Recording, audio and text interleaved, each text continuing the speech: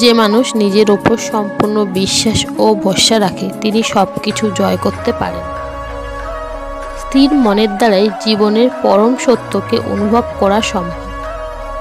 মানুষের কাছে সবচেয়ে উৎকৃষ্ট ধর্ম হলো সত্য, আর সত্যের ওপর কোনো ধর্ম হয় না। যে মানুষ নিজের দুঃখকে সাহসের সাথে জয় করে তার কাছে অসম্ভব কার্য ও সম্ভব।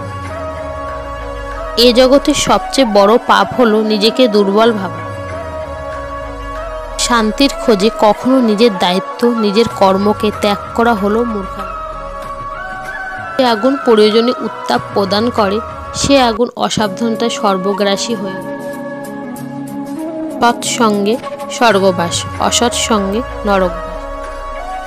অসীম আত্মবিশ্বাস হলো সাহস ও সমস্ত কর্মের সফলতার চাবিকাঠি। নারীর জীবনে প্রকৃত উদ্দেশ্য কখনো বিবাহ বন্ধনে সীমিত থাকা নয়, বরং নিজেকে সমাজে প্রতিষ্ঠিত করা ও গৌরবের সাথে পুরুষের সাথে তাল মিলিয়ে চলা। যে ব্যক্তির মন লোভ হিংসায় পরিপূর্ণ সে মানুষ কখনো শান্তির সুখ পেতে পারে না।